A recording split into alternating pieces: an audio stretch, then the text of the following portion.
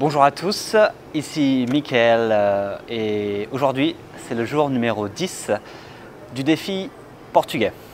Comme promis, on est à la piscine parce qu'il fait beau, aujourd'hui il a fait super beau.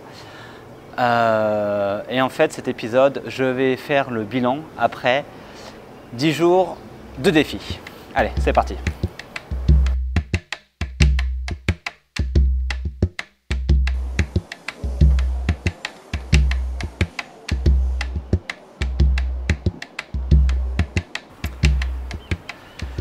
Bon, ça y est, ça fait 10 jours que le défi a commencé et ça fait 6 jours que je suis maintenant au Brésil.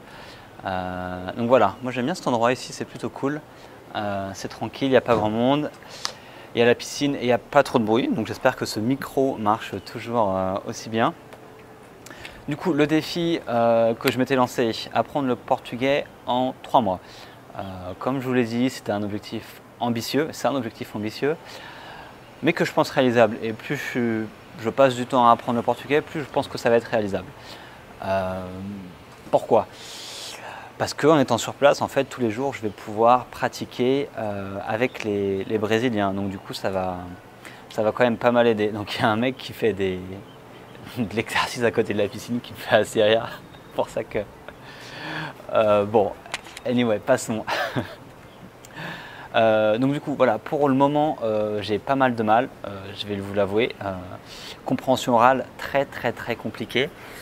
Quand les gens me parlent, je comprends 10 à 20% de ce qu'ils me racontent. Donc ça complique un peu les choses, notamment quand ils parlent, voilà, ici ils parlent assez vite, ils pensent que je comprenne, que je comprends le portugais alors que c'est pas le cas. Compréhension écrite, là il n'y a pas de souci, vu que le portugais c'est une langue latine, donc c'est proche du français, de l'espagnol, de l'italien.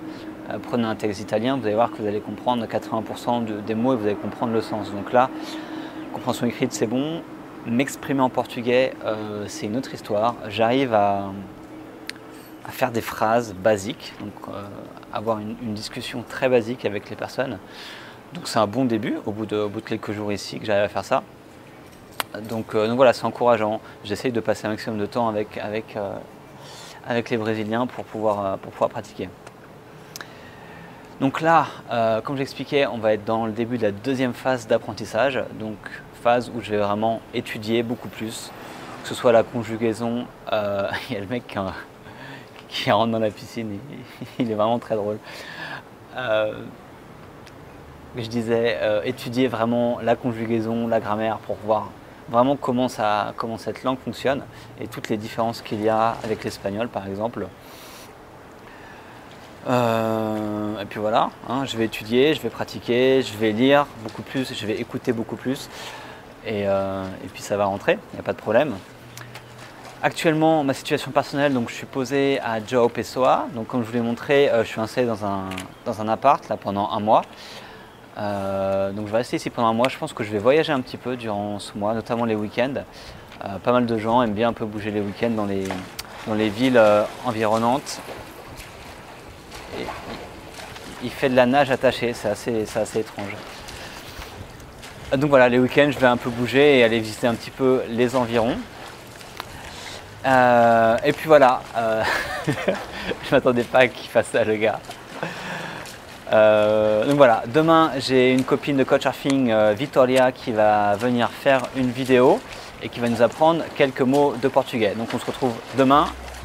Ciao!